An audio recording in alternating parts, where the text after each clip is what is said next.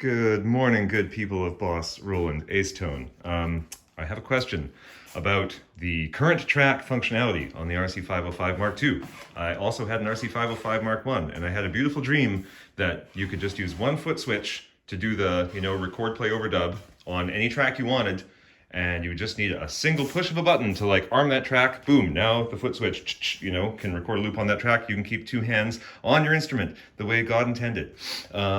And so now we've changed, with the Mark II, it's no longer the target track, it's the current track, which is fine these days, no problem with that. But in order to, let's just get back to empty here.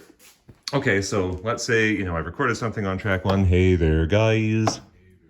And so now I want to move to track two. The play button does what I want it to, like it arms that track to be the current track. But in order to do that, I have to record something quickly and delete it in one fluid motion. So now that one is ready to use with the foot switch, right?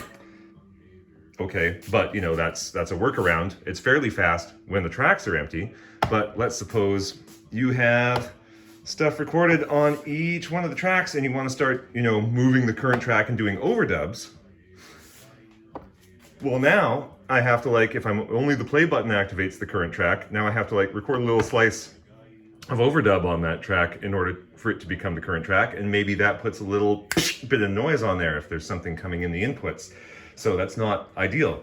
So my question is, why not the track button?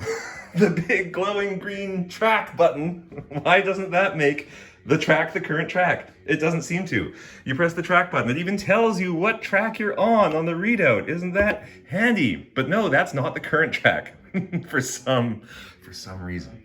I thought this would have been fixed in the second version. I thought it would have been the first thing on everyone's mind. Hey, why not make the target track current track just armable by hitting the track button? Maybe there's a setting I'm missing. This is my hope, that you're like, oh no, you've just missed this. I have also noticed that, you can use one of these knobs to assign the current track, but in order to do that, you have to make sure you're in the top level menu. So you've already hit one button and now you're squinting at this little number and trying to, ooh, is that track one? So that's not practical in the middle of a performance either. It is useful for say just woo, knowing you want to be on track one, or woo, knowing you want to be on track 5. And that at least gives you some kind of grounding, but still not all that handy. So my question is why? Why couldn't we just have the track button make the track the current track, or the stop button in addition to the play button? Any of those 3 buttons could make the track the current track. Seems like that could be a firmware update thing.